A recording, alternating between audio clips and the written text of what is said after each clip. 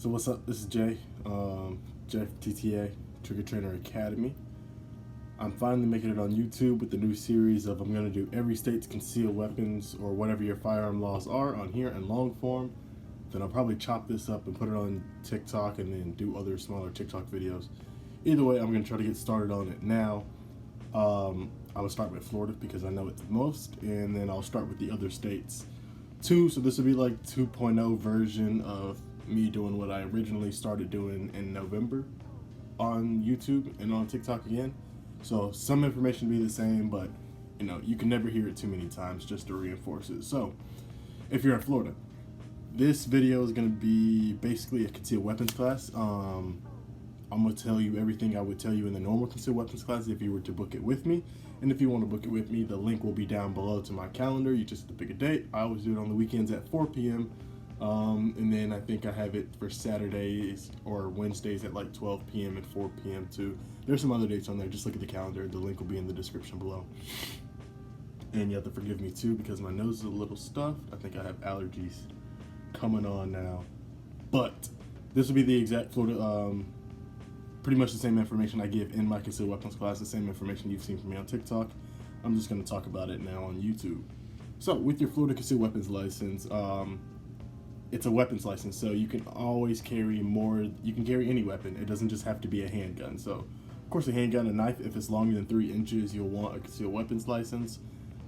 Electronic weapon, taser, or taser, anything like that. Any kind of impact weapon, so a Kubotan, billy club. Most of us aren't carrying that stuff. So, this is a major one though. OC pepper spray, mace, any kind of chemical agent.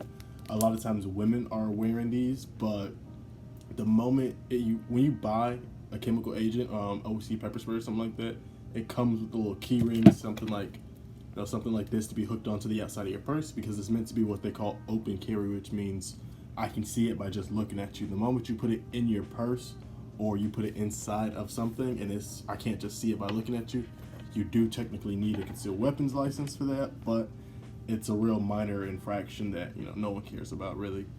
But those are the type of weapons that you can carry with your Florida concealed weapons license here in the state. Florida's a keep it concealed state, so we can't walk around like the police do here. When you look at a police officer, you can just look at them and see where their firearm is on them. That's called open carry.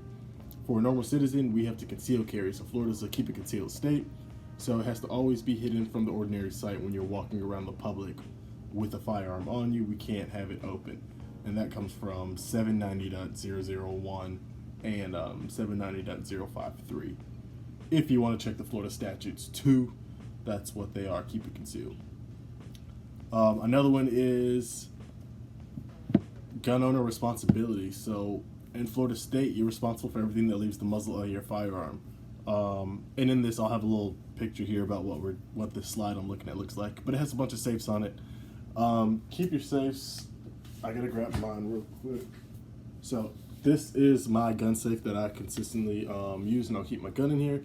I always recommend you get one. You see it has a little number lock on here, and then it has these side panels too. This is a Voltec safe.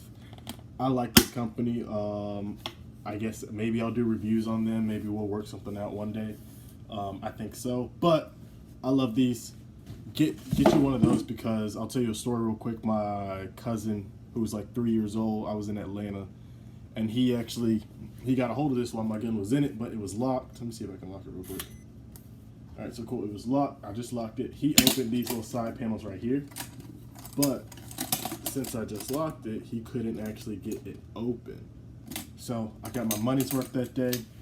Obviously, kids are what we want to watch out for, but another thing we say is know your personnel. Adults are some of the biggest kids I've ever met in my life. If they see a firearm out, they'll immediately take it out of the holster or whatever. Probably pull the trigger without actually checking the chamber. So know your personnel. Keep your firearms in places that are safe, which for me is always in the holster, somewhere next to me, or in my gun safe. Don't be irresponsible with your firearms. Just leave them out in the open. In Florida state, your concealed weapons license is not valid ID, so it'll look and feel like a normal license. Since your concealed weapons license isn't valid ID, you have to always keep your government issued ID on you and the concealed weapons license when you're carrying your firearm you couldn't carry a firearm and use a concealed weapons license as your government license if you forgot, your normal driver's license, something like that. That's not allowed. It's not valid license. So if you work at a job, don't accept it as valid license, and then don't try to pass it off as valid license. But Florida is not a right to notify state. So when you get pulled over, the first words out your mouth don't have to be, "I have a concealed weapon. It's in the glove compartment, center console, wherever the hell it's at in the car."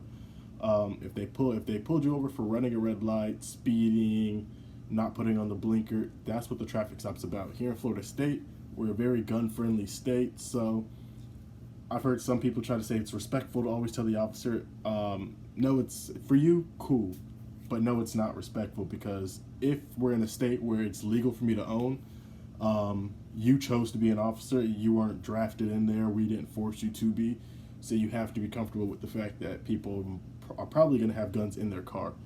Just like Texas, there's a great chance that people are going to have guns in Texas when you pull them over, so you shouldn't be that surprised in a gun-friendly state. So Florida's not a right to notify state. The other thing is if you don't have your concealed weapons license, you must keep your firearm securely encased. So if you have a safe like this, you put it inside of something. This doesn't even have to be locked. It can be open. The latches can even be open like this, as long as it's closed as such. It counts as securely encased. Put it inside a plastic bag, grocery bag, Publix bag, book bag, purse, center console, glove compartment, inside of anything, inside of a holster securely. If it's snapped in, which most holsters, the moment you have to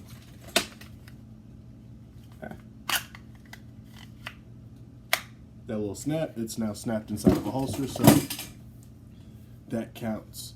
So securely encased, and Florida's not a right to notify state. So when you get pulled over, keep the traffic stops about whatever it's about. If they ask you where the firearm is, don't lie to them.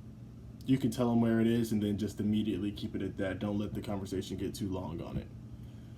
This might be a little bit of a longer section, but places you can and can't carry a firearm with or without a concealed weapons license. So inside your motor vehicle, you could be 18 years old and actually have a firearm inside of the vehicle without a license, because your vehicle in Florida State is considered your dwelling. And in your dwelling, you can have your firearm without a license. So your house and your car, when you're inside of it, are considered your dwelling. So you can have a pistol inside of there or a long rifle, as long as it is securely encased. Public and private schools and federal property. So we say property here because they also govern the parking lot, not just the building that they occupy. So you can't bring your firearm on the property of a public school or federal property. This includes the post office, universities, colleges, public or private colleges, public or private public schools or school systems. That all counts. The parking lot counts there. Granted, with that being said, I carry firearms on me almost all the time. Don't get in an altercation in the building if you know you have your firearm in the car, because it's not reasonable for you to always just go home if you're out running errands for the day, to go home, drop your firearm off, and then try to go to the post office or go pick up your kid. No, just if the counselor pissed your kid off today, or gave your kid a bad note, don't give them a piece of your mind while you're there. Go home, email them, something like that. Just play the situation smart. Don't let your emotions get the best of you when you carry a firearm.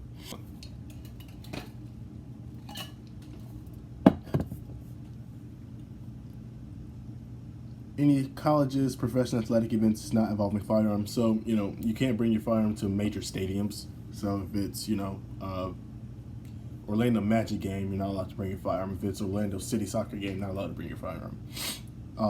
Now, if it's a firearm convention at the Amway Center or at Camping World or at, Orlando City Stadium, cool then, but no. Hospitals, if they provide a mental health service, all hospitals in Florida provide a mental health service. If you can be Baker acted, or they have a psychiatric room, they provide a mental health service, so you can't bring your firearm. Any police, sheriff, highway patrol station, detention center, facility, jail, or prison, if you walk into jail or prison with the firearm on you, you're going to stay the night there for a couple nights, so that's on you.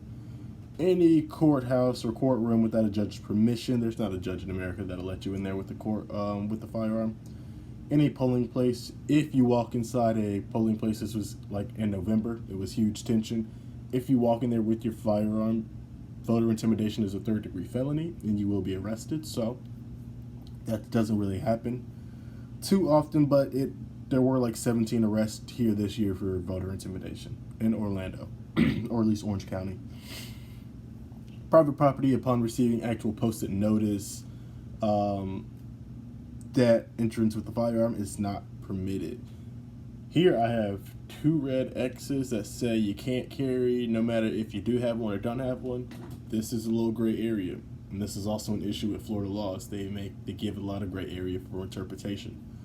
The truth of the matter is, if there's a place that has a no firearm sign and they don't have official government state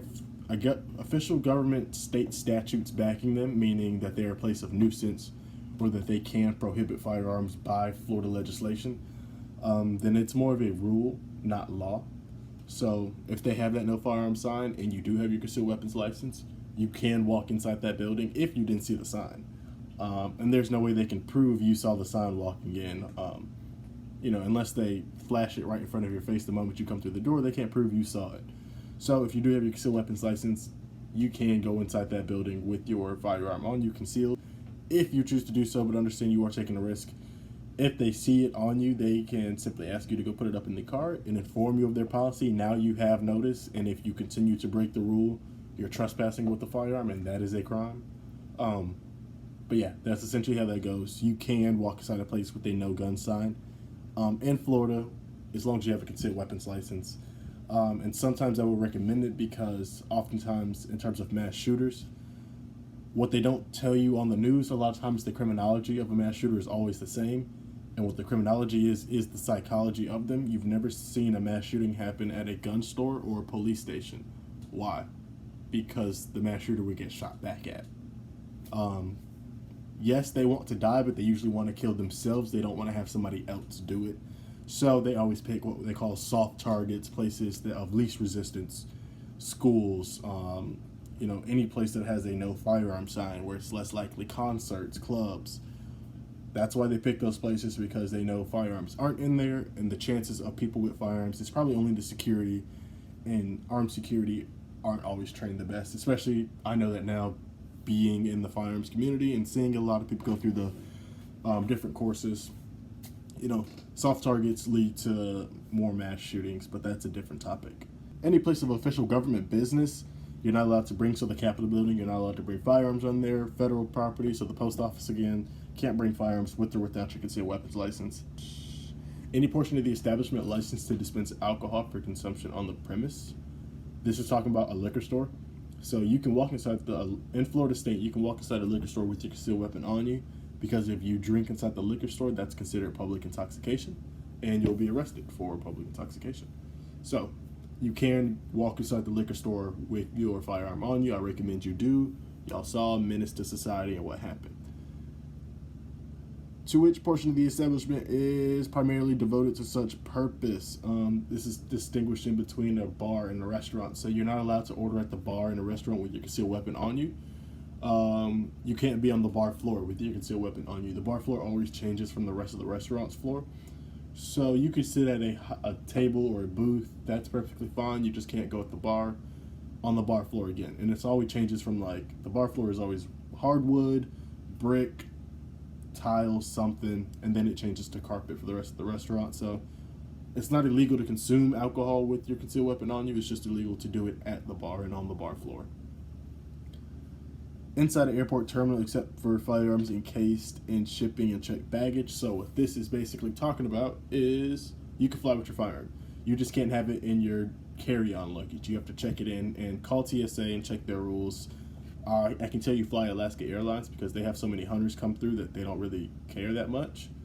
You'll still go through the proper procedures. They're just more used to firearms coming through. If you go somewhere like United Airlines, add an extra hour and a half to your flight time, because I guarantee they're going to be phoning supervisors trying to figure out what the procedure is.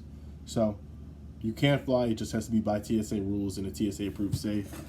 Baltec is a TSA approved safe company, so I could put my firearm in this and fly depending on what their TSA rules are. I like this company a lot. Cool.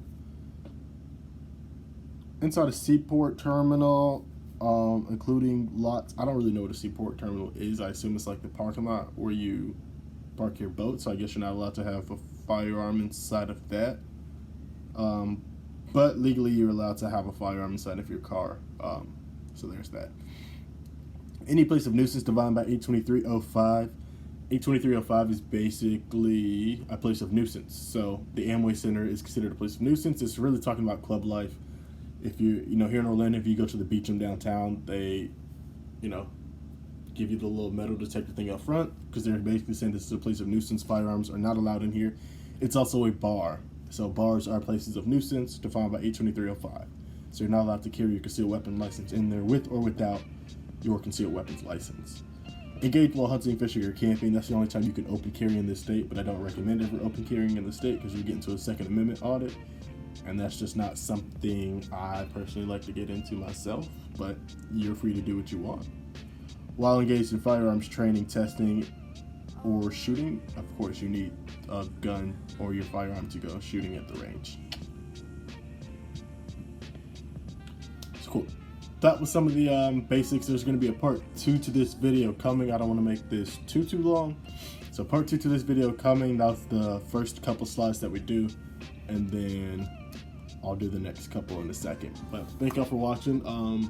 Like I said, this is all the information you're going to get in my concealed weapons class. The only difference is you won't be able to get your certificate after this, because I do have to see you shoot in person.